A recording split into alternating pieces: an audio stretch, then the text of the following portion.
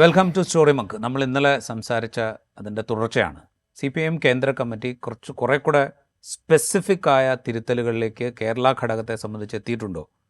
ഇന്നലെ വാർത്താസമ്മേളനത്തിന് ശേഷം മാധ്യമങ്ങളിൽ വന്ന വാർത്തകളുടെ കൂടെ അടിസ്ഥാനത്തിലാണ് നമ്മൾ ഇന്ന് സംസാരിക്കുന്നത്. വളരെ സ്പെസിഫിക് ആയ 4 കാര്യങ്ങൾ. ഒന്ന്, ഒരു സംസ്ഥാന നേതൃത്വത്തിൽ ഒരു ലീഡർഷിപ്പ് ചേഞ്ച് എന്നുള്ളതിലേക്ക് കേന്ദ്ര കമ്മിറ്റി എത്തുന്നുണ്ടോ? അത് വിശാല സംസ്ഥാന കമ്മിറ്റിയുടെ അജണ്ടയായി മാറുമോ? അതോ വരാനിരിക്കുന്ന പാർട്ടി സമ്മേളനങ്ങൾ, ബ്രാഞ്ച് സമ്മേളനങ്ങൾ മുതൽ സംസ്ഥാന സമ്മേളനം വരെയുള്ള സംസ്ഥാന ഘടകത്തിൻ്റെ സമ്മേളനങ്ങളിലൂടെ ഒരു നേതൃമാറ്റം, അതാണോ ഉദ്ദേശിക്കുന്നത്? ഇനി നേതൃമാറ്റം ഉണ്ടാവുകയാണെങ്കിൽ അത് വിശാല സമ്മേളനത്തിലാണെങ്കിലും ബ്രാഞ്ച് സമ്മേളനങ്ങൾ മുതലുള്ള സംസ്ഥാന സമ്മേളന നടപടിക്രമങ്ങളിലൂടെ ആണെങ്കിലും ഒരു യുവ നേതൃനിരയിലേക്ക് കാര്യങ്ങൾ എത്തുകയാണോ? അങ്ങനെ ആണെങ്കിൽ ആ യുവനേതൃനിര എങ്ങനെയായിരിക്കും ഉണ്ടാവുക? മറ്റൊന്ന്, സംസ്ഥാന സമ്മേളനങ്ങളിലൂടെയുള്ള നേതൃമാറ്റം എന്നാണെങ്കിൽ ഇപ്പോഴുള്ള ഔദ്യോഗിക നേതൃത്വത്തിൻ്റെ ഇച്ഛയ്ക്കനുസരിച്ചുള്ള ഒരു പുതിയ നേതൃനിര അതായിരിക്കുമോ ഉണ്ടാവുക? ഇതാണ് നമ്മൾ സംസാരിക്കുന്നത്. കുറച്ച് കോംപ്ലിക്കേറ്റഡ് ആയിട്ടുള്ളൊരു കാര്യമാണ് എന്ന് നമുക്ക് CPMൻ്റെ സംസ്ഥാന സമ്മേളന നടപടിക്രമങ്ങൾ അറിയാവുന്ന ആളുകൾക്ക് അറിയാം. ബഷീറിന് എന്താ തോന്നുന്നത്? എന്നെ സംബന്ധിച്ച് എനിക്ക് ഇന്നലെ നമ്മൾ ആദ്യഘട്ടത്തിൽ നമ്മൾ സംസാരിക്കുന്നത് MA ബേബിയുടെ വാർത്താ സമ്മേളനം നടന്നതിൻ്റെ തൊട്ട് പിറകെയാണ്. അതിനുശേഷം ആ വാർത്താ സമ്മേളനം വീണ്ടും കാണുകയും അതിൻ്റെ മാധ്യമ വാർത്തകളൊക്കെ വായിക്കുകയും കേന്ദ്ര കമ്മിറ്റിയിൽ നടന്നു എന്ന് പറയപ്പെടുന്ന വിമർശനങ്ങൾ അതേക്കുറിച്ച് സംസാരിക്കുകയും അതിൻ്റെ വിവരങ്ങൾ വായിക്കുകയും ഒക്കെ ചെയ്തപ്പോൾ എനിക്ക് തോന്നുന്നത് ഈ വിശാലമായ സ്റ്റേറ്റ് കമ്മിറ്റി അതിലൊരു പക്ഷേ ഒരു നേതൃമാറ്റം, അതായത് ഒരു ലീഡർഷിപ്പ് ചേഞ്ച്, അത് അതിൻ്റെ തലം ഏതാണ് എന്ന് നമുക്കിപ്പോൾ പറയാൻ പറ്റില്ല. അതിപ്പോൾ നമ്മൾ ഇമ്മീഡിയറ്റ് കാണുന്നത് പോലെ സംസ്ഥാന സെക്രട്ടറി മാറുക എന്നുള്ള ഒരു കാര്യത്തിലേക്കായിരിക്കില്ല അത് ഫോക്കസ് ചെയ്യുക എന്നാണ് എനിക്കത് കണ്ടപ്പോൾ മനസ്സിലാവുന്നത്. ഇതര ഘടകങ്ങൾ ഒരു പക്ഷേ സംസ്ഥാന കമ്മിറ്റിയിൽ കൂടുതൽ ചേഞ്ചസ് നമ്മൾ എക്സ്പെക്റ്റ് ചെയ്യാം. അല്ലെങ്കിൽ ഇപ്പോൾ ഉള്ള സംസ്ഥാന സെക്രട്ടേറിയറ്റ് ആയിരിക്കണമെന്നില്ല വിശാല സംസ്ഥാന കമ്മിറ്റിക്ക് ശേഷമുള്ള സംസ്ഥാന സെക്രട്ടേറിയറ്റ്. അങ്ങനെ എന്താണെങ്കിലും ലീഡർഷിപ്പിൽ ചില ചേഞ്ചസ് ഉണ്ടായേ മതിയാകൂ എന്നുള്ള നിലയിലേക്ക് ആണ് കേന്ദ്ര കമ്മിറ്റി എത്തിയിരിക്കുന്നതെന്നാണ് ഞാൻ മനസ്സിലാക്കുന്നത്. ബഷീറിന് എന്താ തോന്നുന്നു? എനിക്കും അതങ്ങനെ തന്നെയാണ് തോന്നുന്നത്. ഒരു സമൂലമായ മാറ്റം ഇല്ലാതെ കേരളത്തിലെ പാർട്ടിക്ക് ഇനി ജനങ്ങളെ അഭിമുഖീകരിക്കാൻ കഴിയില്ല എന്നൊരു സാഹചര്യമുണ്ട് എന്ന കാര്യം CPIMൻ്റെ കേന്ദ്ര നേതൃത്വവും കേരളത്തിലെ നേതൃത്വം തന്നെയും മനസ്സിലാക്കിയിട്ടുണ്ട് എന്നാണ് എനിക്കും തോന്നുന്നത്. അതിനനുസരിച്ചുള്ള നടപടികളിലേക്കാണ് പാർട്ടി നീങ്ങുന്നത് എന്നാണ്. എന്നാൽ ഇതിലെ കൗതുകകരമായ കാര്യം, അത്രയും പ്രധാനപ്പെട്ട ഒരു കേന്ദ്ര കമ്മിറ്റി യോഗവും അതിൻ്റെ അവലോകനവും കഴിഞ്ഞതിന് ശേഷമുള്ള കേരളത്തിലെ മാധ്യമങ്ങൾ ആ വാർത്തയ്ക്ക് നൽകിയ പ്രാധാന്യം CPIMന് സംഭവിച്ചുകൊണ്ടിരിക്കുന്ന ഒരു ക്ഷയം എത്രമാത്രമുണ്ട് എന്ന് സൂചിപ്പിക്കുന്നുണ്ട്. എല്ലാ പത്രങ്ങളും അത് ഉൾപേജിൽ ആണ് നൽകിയിരിക്കുന്നത്. യഥാർത്ഥത്തിൽ കേരളത്തിൽ പല ഘട്ടങ്ങളിലായി ഭരണത്തിൽ ഇരുന്ന, കേരളത്തെ തന്നെ രൂപീകരിക്കുന്നതിൽ വലിയ പങ്കുവഹിച്ച ഒരു പാർട്ടിക്കകത്ത് നടക്കുന്ന കാര്യങ്ങളിൽ അതിൽ വലിയ കൗതുകം കാണിക്കാറുണ്ട് എല്ലാ കാലത്തും മാധ്യമങ്ങൾ. അത് ഒരു ഫ്രണ്ട് പേജ് മെറ്റീരിയലാണ് ഇപ്പോഴും. പക്ഷേ CPIMന് അകത്തെ പേജിലേക്ക് ഒതുക്കാൻ കഴിയുന്നു, സ്വാഭാവികമായി അങ്ങനെ സംഭവിക്കുന്നു എന്ന ഒരു ദുര്യോഗം ആ പാർട്ടിക്ക് വന്ന് ഭവിച്ചിട്ടുണ്ട്. അതാണ് അത് ഫേസ് ചെയ്യുന്ന പ്രശ്നം. അല്ല, എനിക്ക് കൗതുകം തോന്നിയ വേറൊരു കാര്യം കൂടിയുണ്ട്. സാധാരണ നിലയ്ക്കിപ്പോൾ നമ്മൾ സ്ഥിരമായി വായിച്ചുകൊണ്ടിരിക്കുന്ന ഒരു പത്രം കഴിഞ്ഞ് നമ്മൾ കൂടുതൽ പത്രങ്ങൾ വായിക്കുമ്പോൾ ഈ CPM കേന്ദ്ര കമ്മിറ്റിയുടെ യോഗം, അത് കഴിഞ്ഞ് വളരെ പ്രധാനപ്പെട്ട ജനറൽ സെക്രട്ടറിയുടെ വാർത്താ സമ്മേളനം, കേരളത്തെ സംബന്ധിച്ച് അത് വളരെ പ്രധാനപ്പെട്ടതാണ്. അതിൻ്റെ വാർത്ത അന്വേഷിച്ച് കണ്ടെത്തിയിട്ട് വേണം നമ്മൾ വായിക്കാൻ. സത്യം പറഞ്ഞാൽ ഒരു കേരളത്തിൽ ഇന്നിറങ്ങിയ മലയാള പത്രങ്ങളിൽ അതുകൂടെ സൂചിപ്പിക്കുന്നുണ്ട്. ഒരു പക്ഷേ ഒരു പ്രത്യക്ഷ സംഘർഷം ഇല്ലാത്തത് കൊണ്ടാകാം അത്തരത്തിലുള്ളൊരു വാർത്തയ്ക്ക് ഒരു ഫ്രണ്ട് പേജ് മെൻഷനിങ് അതിന് വരാതെ പോകുന്നത്. പാർട്ടിക്കകത്ത് ഒരു പ്രത്യക്ഷ സംഘർഷമില്ല നിലവിൽ. അത് ഒരു ജീവൻ നഷ്ടപ്പെട്ടു പോകുന്ന അവസ്ഥയിലേക്ക് ഇങ്ങനെ പോകുന്നു എന്ന ഒരു ഫീലിങ്ങിൽ നിന്നാവണം ആ വാർത്തയ്ക്ക് ആ പ്രാധാന്യം വരാത്തത്. അത് തന്നെയാണ് യഥാർത്ഥത്തിൽ CPIM നേരിടുന്ന പ്രതിസന്ധിയും. രാജീവ് ഈ 4 കാര്യങ്ങൾ എണ്ണി പറഞ്ഞല്ലോ. അതിൽ ഏറ്റവും പ്രധാനപ്പെട്ട കാര്യം, ഇപ്പോൾ 2021 നിയമസഭാ തെരഞ്ഞെടുപ്പിൽ സ്ഥാനാർത്ഥി നിർണയവുമായി ബന്ധപ്പെട്ട് അന്നാണല്ലോ ഏറ്റവും കൃത്യമായി 2 ടേം കഴിഞ്ഞവരെ ഇനി കൊണ്ടുവരേണ്ടതില്ല എന്ന് തീരുമാനിക്കുകയും മന്ത്രിസഭയിൽ മുഴുവൻ പുതുമുഖങ്ങളാകട്ടെ പാർട്ടിയുടെ മെമ്പർമാർ എന്ന് തീരുമാനിക്കുകയൊക്കെ ചെയ്തത് ആ ഘട്ടത്തിലാണല്ലോ. അതിൻ്റെ ഉദ്ദേശം എന്തായിരുന്നു? ആ ഉദ്ദേശം പാർട്ടിയുടെ നേതൃനിരയിലേക്ക് യുവരക്തത്തെ കൊണ്ടുവരിക എന്നാണ് വിശദീകരിക്കപ്പെട്ടത്. അങ്ങനെയെങ്കിൽ ഈ പരാജയത്തിന് ശേഷം ആദ്യം സംഭവിക്കേണ്ടത് അതല്ലേ? അതെ. അതിനു പകരം പാർലമെൻ്ററി പാർട്ടിയുടെ നേതൃസ്ഥാനത്ത് ഈ പരാജയത്തിൻ്റെ ഒന്നാമത്തെ ഉത്തരവാദിയായ ആൾ തന്നെ ഇരിക്കുന്നു. പാർട്ടി സെക്രട്ടറി സ്ഥാനത്ത് ഗോവിന്ദ മാഷും ഇരിക്കുന്നു. ഇതിൽ മാറ്റം വരുത്താതെ, വളരെ സ്പെസിഫിക്കായി പറഞ്ഞാൽ, ഇതിൻ്റെ പാർലമെൻ്ററി മുഖവും പാർട്ടിയുടെ സംഘടനാ നേതൃത്വത്തിലുള്ള മുഖവും മാറുക എന്നത് തന്നെയാണ്. CPIMൽ നേതൃമാറ്റം സംഭവിക്കുന്നുണ്ട്, അതിൽ തിരുത്തലുകൾ വരുന്നുണ്ട് എന്ന് ജനങ്ങളെയും പാർട്ടി അണികളെയും ബോധിപ്പിക്കാനുള്ള ഏക വഴി. അതിന് താഴെ ഇപ്പോൾ സെക്രട്ടേറിയറ്റിൻ്റെ ഘടനയിൽ മാറ്റം വരുത്തി, അതൊക്കെ പാർട്ടിക്ക് അകത്തുള്ള പ്രശ്നങ്ങളാണ്. സംസ്ഥാന സെക്രട്ടേറിയറ്റിൻ്റെ ഘടനയിലൊരു മാറ്റം വരുത്തി കുറേ കൂടി വിമർശനങ്ങളെയും കുറേ കൂടി മറ്റഭിപ്രായങ്ങളെയും ഉൾക്കൊള്ളാവുന്ന തരത്തിലാക്കുന്നു എന്നോ, സംസ്ഥാന സമിതിയെ വിശാലമാക്കുന്നു എന്നതോ, ജില്ലാ ഘടകങ്ങളിലോ മറ്റേതെങ്കിലും ഘടകങ്ങളിലോ ഉള്ള നേതാക്കന്മാർക്ക് സംഭവിച്ച വീഴ്ചകൾക്ക് നടപടിയെടുക്കുന്നു എന്നതോ, അല്ലെങ്കിൽ കണ്ണൂരിലും ആലപ്പുഴയിലുമൊക്കെ ഉണ്ടായ പ്രശ്നങ്ങൾക്ക് അതിൻ്റെ ഉത്തരവാദികളെ കണ്ടെത്തി നടപടിയിലേക്ക് പോകുന്നു എന്നതോ, ഇതൊന്നും ഒരു സമൂഹം എന്ന നിലയിൽ മലയാളികൾ CPIMൽ നിന്ന് ഈ തെരഞ്ഞെടുപ്പിലെ പരാജയത്തിന് കാരണമായ തെറ്റുകളുടെ തിരുത്തായി കാണില്ല. അതല്ല തിരുത്ത്. പാർട്ടിക്കകത്ത് പിന്തുടർച്ച പോലും ആവശ്യമില്ലാത്ത വിധത്തിലുള്ള ഒരു ഏകാധിപത്യ പ്രവണത പിണറായി വിജയൻ്റെ ഈ കാലത്ത് രൂപപ്പെടുകയും അതിൻ്റെ പാരമ്യത്തിലെത്തുകയും ചെയ്തതാണ് ഈ അവസ്ഥയുടെ കാരണം എന്ന് ആദ്യം തിരിച്ചറിയണം. 2, ഒരു സംഘടനയുടെ നേതൃത്വത്തിലിരിക്കേണ്ട സംസ്ഥാന സെക്രട്ടറിയുടെ സ്ഥാനത്തുള്ള ആൾക്ക് പാർട്ടിയുടെ ഡിഗ്നിറ്റി പോലും പ്രൊട്ടക്റ്റ് ചെയ്യാൻ കഴിഞ്ഞില്ല എന്ന നേതൃപരമായ പരാജയം സംഭവിച്ചു എന്നത് കാണണം. അതുകൊണ്ട് പിണറായി വിജയനും MV ഗോവിന്ദൻ മാഷും പാർലമെൻ്ററി പാർട്ടിയുടെ നേതൃത്വത്തിൽ നിന്നും സംഘടനയുടെ നേതൃത്വത്തിൽ നിന്നും മാറുക എന്നതിൽ കുറഞ്ഞ ഒന്നും യഥാർത്ഥത്തിൽ ഒരു മാറ്റമായി കേരളം കാണില്ല, പാർട്ടി അണികളും. അത് ശരിയാണ്. ഞാൻ ചോദിക്കുന്നത്, അതിലേക്ക് ഈ വിശാല സംസ്ഥാന കമ്മിറ്റി പോകുമോ? ഒന്നാമത്തെ കാര്യം.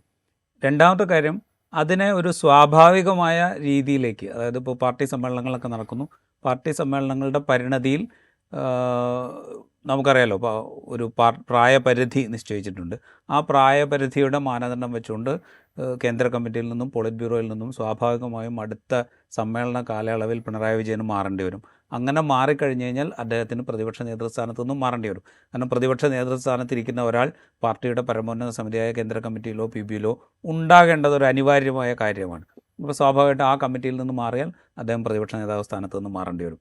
അതുപോലെ സമ്മേളന കാലയളവിന് ശേഷം സംസ്ഥാന സെക്രട്ടറി പദത്തിലേക്ക് പുതിയൊരാളെ വരിക, ഇങ്ങനത്തെ ഒരു സ്വാഭാവികമായ പരിണതിയിലേക്ക് കൊണ്ടുപോവുക എന്നുള്ള ഒരു എക്സ്റ്റൻഷൻ ആണോ CPM ഉദ്ദേശിക്കുന്നത്? അതോ അതിനപ്പുറത്തേക്ക് ഈ പറയുന്ന ഒരു എക്സ്റ്റെൻഡഡ് സ്റ്റേറ്റ് കമ്മിറ്റിയിൽ തന്നെ തീരുമാനങ്ങൾ എടുക്കുക?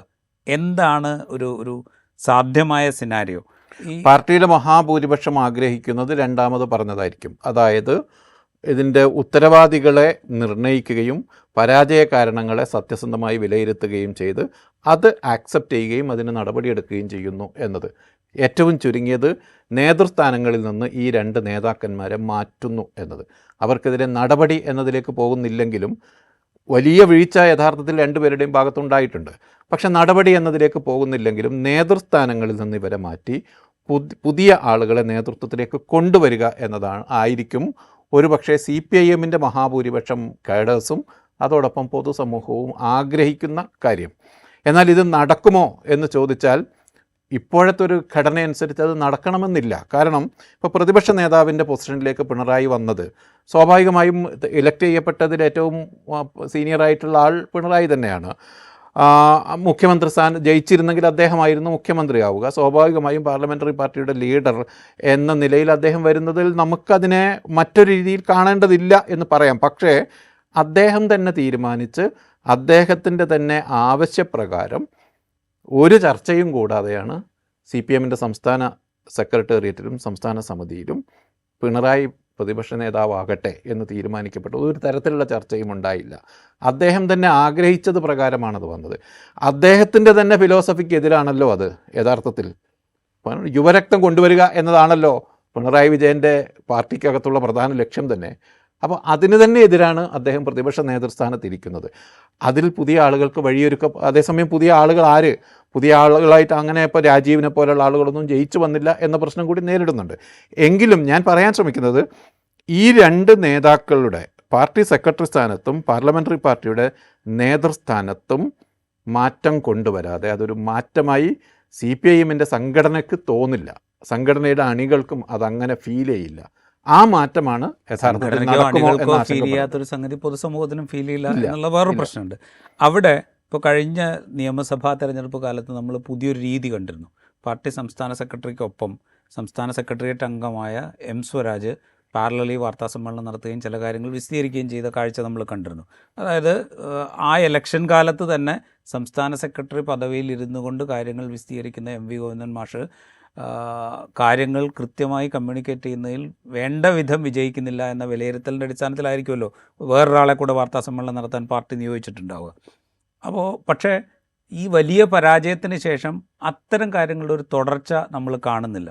അതായത് നേതൃ പദവിയിലേക്ക് ഒരു യുവരക്തം വരുന്നതിന് ഒരു ഇലക്ഷൻ പ്രോസസ്സിൻ്റെ മിഡിലിൽ വെച്ച് ഒരു സ്ട്രാറ്റജിക്കലായി വീക്കായി പോകുന്നു എന്ന് തോന്നിയ ഘട്ടത്തിൽ സ്വരാജിനെ പോലെ കുറെ കൂടി വാക്ചാതുര്യമുള്ള ഒരു പുതിയ നേതാവിനെ അതിൻ്റെ സ്പിയർ ഹെഡ് ചെയ്യാൻ വിടുകയാണ് എന്ന് തോന്നലുണ്ടാക്കാൻ വേണ്ടി ചെയ്തതാവണം.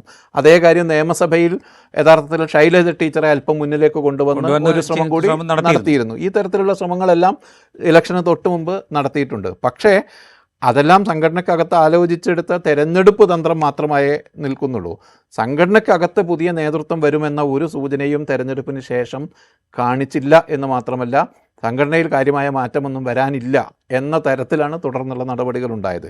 ഇതിൽ എനിക്ക് തോന്നുന്നു പിന്നെ ഇപ്പോൾ പുതിയ നേതാക്കൾ എന്നതൊരു സ്വരാജിൻ്റെ കാര്യത്തിലാണെങ്കിലും ഒക്കെ സംഘടനാപരമായ തീരുമാനത്തിൻ്റെ അടിസ്ഥാനത്തിൽ അങ്ങനെ മുന്നോട്ട് വെക്കപ്പെടുകയാണെങ്കിൽ അല്ലാതെ മറ്റൊരു രീതിയിൽ ഒരു വാർത്താ സമ്മേളനം നടത്താൻ നിയോഗിക്കപ്പെട്ടു എന്നതുകൊണ്ടൊന്നും CPIM അയാളാണ് ഭാവി നേതാവ് എന്ന് നമുക്ക് കരുതാൻ കഴിയില്ല. ആ സാഹചര്യം തന്നെ മാറിയിരിക്കുന്നു എന്ന് തോന്നുന്നു. ഒരു തരം വൃദ്ധത്വം CPIM ബാധിച്ചിട്ടുണ്ട്. ഇതിൽ ഇപ്പോൾ ഇത് കേട്ടുകൊണ്ടിരിക്കുന്ന ആളുകൾക്ക് ഒരുപക്ഷെ ഈ വിശാല സ്റ്റേറ്റ് കമ്മിറ്റി വിളിച്ചിട്ട് നേതൃമാറ്റം ഉണ്ടായാലും അതിനുശേഷം വൈകാതെ തന്നെ ഈ വിശാല സ്റ്റേറ്റ് കമ്മിറ്റി കഴിഞ്ഞാൽ ചിലപ്പോൾ ഒരു 3-4 മാസങ്ങൾക്കകം CPIM സംസ്ഥാന സമ്മേളന നടപടിക്രമങ്ങൾ തുടങ്ങും, ബ്രാഞ്ച് സമ്മേളനങ്ങൾ തുടങ്ങും. അപ്പോൾ അതിൽ നേതൃമാറ്റം ഉണ്ടായാലും എന്താണ് വലിയ സംഗതികൾ ഉണ്ടാവുന്നത് എന്നുള്ള വലിയ വ്യത്യാസമുണ്ട്. അതാണ് ഞാൻ പറയുന്നത്. അതായത് വിശാല സ്റ്റേറ്റ് കമ്മിറ്റി ഒരു ഇപ്പോൾ ചരിത്രത്തിലെ വലിയ പരാജയങ്ങളിലൊന്നാണിത്. ഈ പരാജയത്തിന് തൊട്ട് ശേഷം ഒരു പ്രത്യേക ബോഡി ചേർന്ന് ഒരു നേതൃമാറ്റം സംഭവിക്കുന്നതും സ്വാഭാവികമായ സമ്മേളന പ്രക്രിയയിലൂടെ നേതൃമാറ്റം സംഭവിക്കുന്നതും തമ്മിൽ വലിയ വ്യത്യാസമുണ്ട്. സമ്മേളന പ്രക്രിയയിലൂടെ സംഭവിക്കുന്ന നേതൃമാറ്റം അത് സംഭവിച്ചാൽ തന്നെ അത് ഏതെങ്കിലും തരത്തിൽ തെറ്റുതിരുത്തലാവുന്നില്ല. തെറ്റുതിരുത്തലാവണമെങ്കിൽ ഇമ്മീഡിയറ്റായിട്ട് ഇതാണ് ഞങ്ങൾ ചെയ്ത തെറ്റ്, അത് ആക്സെപ്റ്റ് ചെയ്യുന്നു, അതിന് ഉത്തരവാദികൾ ഇവരാണ്, അതല്ലെങ്കിൽ ഉത്തരവാദികൾ ഇന്ന തലത്തിൽ നടന്ന നയനിലപാടുകളാണ്, അത് തിരുത്തി പോകുന്നു എന്ന് ജനങ്ങളോട് പറയണമെങ്കിൽ, ആ കമ്മ്യൂണിക്കേഷൻ സാധ്യമാകണമെങ്കിൽ തന്നെ യഥാർത്ഥത്തിൽ ഇമ്മീഡിയസി എന്നത് അത്യാവശ്യമാണ്. അതിനായിരിക്കും ഒരു പക്ഷേ വിശാല സ്റ്റേറ്റ് കമ്മിറ്റി എന്നാണ് എനിക്ക് തോന്നുന്നത്. അതെ, ഈ ഇമ്മീഡിയസി ഒരു പ്രധാനപ്പെട്ട കാര്യമാണ്. അതായത് തെറ്റ് ഇന്നതൊക്കെയാണെന്ന് കണ്ടെത്തി ഞങ്ങൾ നടപടിയെടുത്തു എന്ന് പാർട്ടി അണികളെയും അനുഭാവികളെയും പൊതുസമൂഹത്തെയും ബോധ്യപ്പെടുത്താൻ ഈ ഇമ്മീഡിയസി ഒരു പ്രധാനപ്പെട്ട കാര്യമാണ്. അതുണ്ടാവാതെ ഈ പാർട്ടി സമ്മേളനങ്ങൾ വഴിയുള്ളൊരു തിരുത്തൽ എന്നുള്ള മട്ടിലേക്ക് കാര്യങ്ങൾ പോവുകയാണെങ്കിൽ ഈ പാർട്ടി സമ്മേളനങ്ങൾക്ക് വേറൊരു പ്രത്യേകത കൂടിയുണ്ട്. കാരണം എപ്പോഴും ഈ ഔദ്യോഗിക നടത്തിപ്പുകാരുടെ കമ്മിറ്റിയാണ് വരിക, അല്ലെങ്കിൽ നടത്തിപ്പുകാരുടെ പൂർണ്ണ നിയന്ത്രണത്തിലാണ് സമ്മേളന നടപടിക്രമങ്ങളെല്ലാം ഉണ്ടാവുക. നടത്തിപ്പുകാർ മുന്നോട്ട് വയ്ക്കുന്ന ഒരു കമ്മിറ്റി ആയിരിക്കും തുടർന്ന് അങ്ങോട്ടുള്ള ഒരു കമ്മിറ്റിയായി നിർദ്ദേശിക്കപ്പെടുക, അതിനെതിരെ മത്സരം വന്നു കഴിഞ്ഞാൽ അതൊരു വിഭാഗീയ പ്രവർത്തനമായോ അച്ചടക്ക പ്രവർത്തനമായോ അച്ചടക്ക ലംഘനമായോ ചിത്രീകരിക്കപ്പെടാനുള്ളൊരു സാധ്യത അവിടെയുണ്ട്. അപ്പോൾ ഇതൊരു ഒരു ഒരു ഒരു എന്താ പറയുക, ഇപ്പോഴുള്ള ഔദ്യോഗിക നേതൃത്വത്തിൻ്റെ ഇംഗിതത്തിനനുസരിച്ച് തുടരാൻ പാകത്തിനുള്ളൊരു കമ്മിറ്റിയിലേക്ക് എത്തിക്കാനുള്ളൊരു അവസരം സ്വാഭാവികമായും ഈ സമ്മേളന നടപടി പ്രക്രിയയിലുണ്ടാവും. അപ്പോൾ അതൊരിക്കലും ഒരു ഒരു എന്താ പറയുക, അംഗീകരിക്കപ്പെട്ട തിരുത്തൽ പ്രക്രിയയായിട്ട് മാറാനുള്ള ചാൻസ് അവിടെയില്ല. അതുകൊണ്ട് തന്നെ ഒരുപക്ഷെ ഈ വിശാല സ്റ്റേറ്റ് കമ്മിറ്റി എന്നുള്ളത് കുറെ കൂടെ കർശനമായിട്ടുള്ള തീരുമാനങ്ങളിലേക്ക് പോകാനുള്ള ഒരു സാധ്യത അവിടെ അവശേഷിക്കുന്നുണ്ട്. അങ്ങനെ ഒരു സാധ്യത അവശേഷിക്കുമ്പോൾ അതിന് നേതൃത്വത്തിലേക്ക്, അല്ലെങ്കിൽ അതിന് നേതൃത്വം നൽകാൻ ആരുണ്ട് എന്നുള്ളൊരു ക്വസ്റ്റ്യൻ അവിടെ റേസ് ചെയ്യപ്പെടുമല്ലോ. പാർട്ടി ജനറൽ സെക്രട്ടറി സ്ഥാനത്തിരിക്കുന്ന MA ബേബി, അദ്ദേഹത്തിൻ്റെ നേതൃത്വത്തിൽ അല്ലെങ്കിൽ അദ്ദേഹം മുൻകൈ എടുത്തുകൊണ്ട് പുതിയൊരു ലീഡർഷിപ്പിനെ കണ്ടെത്തി അതിലേക്ക് കാര്യങ്ങൾ എത്തിക്കുക, അത്തരം കാര്യങ്ങളിലേക്കൊക്കെ പോകാനുള്ളൊരു ഒരു ഒരു ഒരു സാഹചര്യം ഇപ്പോൾ CPM-ലുണ്ടോ? സാധാരണഗതിയിൽ നമുക്ക് ഒരു തെരഞ്ഞെടുപ്പ് പരാജയം സംഭവിച്ചാൽ അതിൻ്റെ കാരണങ്ങൾ ഐഡൻറ്റിഫൈ ചെയ്യാം. ആ കാരണങ്ങളിൽ വ്യക്തികൾ പങ്കുവഹിച്ചിട്ടുണ്ടെങ്കിൽ ആ വ്യക്തികൾക്കെതിരെ നടപടിയെടുക്കുകയോ അവരെ സ്ഥാനങ്ങളിൽ നിന്ന് മാറ്റി നിർത്തുകയോ ചെയ്ത് ഒരു പുതിയ നേതൃത്വവുമായി പോവുക എന്നതാണ് ഒരു പരിഹാരക്രിയയായിട്ട് പറയാവുന്നത്. CPIM-ൻ്റെ ഇപ്പോഴത്തെ അവസ്ഥയിൽ അങ്ങനെ ഒരു പരിഹാരം നിർദ്ദേശിക്കാവുന്ന ആരോഗ്യം ആ സംഘടനയ്ക്ക് ഇല്ലാതെ വന്നിരിക്കുന്നു. യഥാർത്ഥത്തിൽ ഈ നേതൃത്വം, അതിപ്പം പിണറായി വിജയൻ എന്ന നേതാവിൻ്റെ ചുറ്റിയാണ് യഥാർത്ഥത്തിൽ കഴിഞ്ഞ 2-3 പതിറ്റാണ്ടോളം CPIM പോയത്. ആ നേതൃത്വത്തിൻ്റെ ഏറ്റവും വലിയ പരാജയം എന്ന് പറയുന്നത് ആ നേതൃത്വം CPIM എന്ന സംഘടനയോട് ചെയ്ത ഒരു മഹാ അപരാധം എന്ന് പറയുന്നത് തുടർച്ചക്കാരില്ലാത്ത വിധത്തിൽ അവരവരെ പ്രൊമിനൻ്റാക്കി നിർത്തി എന്നതാണ്. അത് കുറ്റമായി പാർട്ടി കാണുന്നുണ്ടോ ഇല്ലേ എന്നതാണ് പ്രശ്നം. അതായത് ഈ പാർട്ടിയെ നയിക്കാൻ പോലും, തുടർന്ന് നയിക്കാൻ പോലും ആളുകളുണ്ട് എന്ന തോന്നൽ ഉണ്ടാവാത്ത വിധത്തിൽ അതിനെ ശിഥിലമാക്കി എന്നതൊരു കുറ്റമാണോ എന്നത് ഇത്രയും കാലം അത് മഹനീയമായ നേതൃപാടവമായാണ് വ്യാഖ്യാനിക്കപ്പെട്ടത്. അതിന് പകരം ആ സംഘടനയോട് ചെയ്തൊരു പാതകമാണത് എന്ന് ആ പാർട്ടി തിരിച്ചറിയുന്നുണ്ടെങ്കിൽ ആ തിരിച്ചറിവിൽ നിന്ന് മാത്രമേ യഥാർത്ഥത്തിൽ നടപടി വരൂ. അതല്ലെങ്കിൽ ഈ പറഞ്ഞ ജഡത്വം എന്നത് ഇങ്ങനെ പാർട്ടിയെ ഗ്രസിച്ചുകൊണ്ടിരിക്കുക, ആ അവസ്ഥ തുടരുക എന്നത് മാത്രമായിരിക്കും ഉണ്ടാവുക. പക്ഷേ ലീഡർഷിപ്പിലേക്ക് കുറേ ആളുകൾ നമുക്ക് വേണമെങ്കിൽ പറയാവുന്ന, മുൻകാലത്തൊക്കെ പറഞ്ഞു കേട്ടിരുന്ന ഒരുപാട് ആളുകൾ അവിടെ ഉണ്ട് ഇപ്പോഴും. ഇപ്പോൾ തോമസ് ഐസക്ക് മുതൽ സ്വരാജ് വരെ എന്ന് വേണമെങ്കിൽ നമുക്ക് പറയാം. അതിനിടയിലുള്ള ഒരുപാട്, ഇപ്പോൾ നേരത്തെ ബഷീർ സൂചിപ്പിച്ച P രാജീവിനെ പോലെയുള്ള ആളുകൾ, അല്ലെങ്കിൽ ഇപ്പോൾ നിയമസഭയിൽ പിണറായിയുടെ 2ാം സ്ഥാനത്തിരിക്കുന്ന KN ബാലഗോപാലിനെ പോലെയുള്ള ആളുകൾ, അങ്ങനെ പല പല പേരുകൾ നമുക്കൊരുപക്ഷെ മുന്നോട്ട് വയ്ക്കാൻ അവിടെ ഉണ്ട്. പല പേരുകളായിട്ട് പല പല ഘട്ടങ്ങളിൽ ഉയർന്നു വന്ന പേരുകൾ അവിടെയുണ്ട്. പക്ഷേ അവരുടെയൊക്കെ ഒരു പ്രോമിനൻസിനെ ഇല്ലാതാക്കുന്ന വിധത്തിലാണ് കഴിഞ്ഞൊരു 10 വർഷമോ അല്ലെങ്കിൽ കഴിഞ്ഞൊരു 15 വർഷമോ പാർട്ടിയുടെ സംഘടനാ സംവിധാനം ഉണ്ടായിരുന്നത്. എക്സെപ്റ്റ് ഒരുപക്ഷെ കോടിയേരി ബാലകൃഷ്ണൻ, അദ്ദേഹത്തിൻ്റെ വിയോഗം ഒരുപക്ഷെ അതിനൊരു കാരണമായിട്ടുണ്ടാകാം. ബാക്കിയുള്ള ആളുകളൊക്കെ ഇങ്ങനെ പല ഘട്ടങ്ങളിലായി അവരുടെ ഒരു പ്രോമിനൻസിനെ ഇങ്ങനെ ചെറുതാക്കി കൊണ്ടുവരപ്പെട്ടിട്ടുണ്ട്. ആ ഒരു വാക്വം അവിടെ നിലനിൽക്കുന്നുണ്ട്. ആ വാക്വത്തിലേക്ക് എങ്ങനെയാണ് പുതിയൊരു ലീഡർഷിപ്പിനെ പ്രതിഷ്ഠിച്ചെടുക്കുക, അതിനൊരു നേതൃത്വത്തെ കൊണ്ടുവരിക, ഒരു പാർട്ടി സെക്രട്ടറി സ്ഥാനത്തേക്ക് മറിച്ച് ആലോചിച്ച് നോക്കൂ. ഈ നിയമസഭയുടെ കാലാവധി തീരുന്നത് വരെ പിണറായി വിജയൻ തന്നെ പ്രതിപക്ഷ നേതാവായി നിൽക്കുന്നു. MV ഗോവിന്ദൻ മാസ്റ്റർക്കും അത്രയധികം സമയമായിട്ടില്ല പാർട്ടി സെക്രട്ടറി എന്ന നിലയിൽ. അദ്ദേഹം തന്നെ സമ്മേളനം തിരഞ്ഞെടുത്തത് ആദ്യമായിട്ടാണ്. അദ്ദേഹം തന്നെ തുടരുന്നു എന്നും കരുതുക. ഈ CPIM-ൻ്റെ തുടർന്നുള്ള കാലത്തെ അതിൻ്റെ ഒരു അവസ്ഥ എന്തായിരിക്കുമെന്ന് നമുക്കിപ്പോൾ ഊഹിക്കാൻ പറ്റും. ഏതെങ്കിലും തരത്തിലുള്ള ഒരു ഊർജം അതിലേക്ക് പ്രസരിപ്പിക്കാൻ ഈ 2 നേതാക്കൾക്കും ഇനി കഴിയില്ല. ആ വിധത്തിലാണ് അത്. ആ വ്യക്തിഗതമായ ആ നേതാക്കളുടെ കുഴപ്പമാണോ എന്ന് ചോദിച്ചാൽ ആവണമെന്നില്ല. പക്ഷേ ആ ഘടന അങ്ങനെയായി കഴിഞ്ഞിട്ടുണ്ട്. അതുകൊണ്ട് വളരെ സ്പെസിഫിക്കാണ് കാര്യങ്ങൾ. പാർലമെൻ്ററി പാർട്ടിയുടെ ലീഡർഷിപ്പിൽ നിന്നും സംഘടനയുടെ ലീഡർഷിപ്പിൽ നിന്നും നിലവിലുള്ള ആളുകളെ മാറ്റി പുതിയ ആളുകളെ, യുവരക്തം കൊണ്ടുവരിക എന്നതാണ് തങ്ങളുടെ പ്രധാന ലക്ഷ്യമെന്ന് പ്രഖ്യാപിച്ച ആളുകളെന്ന നിലയിൽ അവർ വഴിമാറിക്കൊടുത്ത് പുതിയ ആളുകളെ കൊണ്ടുവരിക എന്നതാണ്. നമ്മളിതൊരു മറ്റൊരു പാർട്ടിയെക്കുറിച്ചാണ് പറയുന്നതെങ്കിൽ അതിനകത്ത് ഈ കാര്യം ചർച്ചകളിൽ ഉയർന്നു വരികയും ഈ കാര്യങ്ങളെല്ലാം അജണ്ടയുടെ ഭാഗമായി തീരുകയും ചെയ്യും. CPIM-നെ സംബന്ധിച്ച് നമ്മൾ പൊതുവിടത്തിൽ നിന്ന് ഇങ്ങനെ പറയുക എന്നല്ലാതെ ഈ പ്രശ്നം സംഘടനയ്ക്കകത്ത് അങ്ങനെ പരസ്യമായി ഉന്നയിക്കപ്പെടുകയേയില്ല. അത് ഏതെങ്കിലും ഒരു പോയിന്റിൽ ചർച്ചയുടെ അല്ലെങ്കിൽ വിശകലനങ്ങളുടെ അല്ലെങ്കിൽ വിമർശനങ്ങളുടെ ഏതെങ്കിലും ഒരു പോയിന്റിൽ ഒരു ഫ്രിക്ഷൻ രൂപപ്പെട്ട് വന്നാൽ മാത്രമേ യഥാർത്ഥത്തിൽ അതിലൊരു ഉദാഹരണം ഇന്നലത്തെ MABBയുടെ വാർത്താ സമ്മേളനം തന്നെയാണ്. അദ്ദേഹം പറയാതെ കുറേ കാര്യങ്ങൾ സൂചിപ്പിക്കുന്നുണ്ട്. അതായത് വീഴ്ച എന്ന് പറയുമ്പോൾ അത് പല ഘട്ടങ്ങൾ എല്ലാ തലങ്ങളിലുമുള്ള നേതാക്കളുടെ വീഴ്ചയാണ്. അതുപോലെ നേതാക്കളുടെ പെരുമാറ്റത്തിലുണ്ടായ പാളിച്ചകൾ പരാജയ കാരണമായിട്ടുണ്ട്. അത് ആ നേതാക്കൾ തന്നെ സ്വയം വിമർശനപരമായി മനുഷ്യരോട് പെരുമാറാൻ പഠിക്കണം എന്നൊരു ദേശീയ ജനറൽ സെക്രട്ടറി ഉപദേശിക്കുകയാണ്. പക്ഷേ അവിടെ ഒന്നും ഏതെങ്കിലും വ്യക്തിയുടെ പേരോ ഒന്നും പറയുന്നില്ല.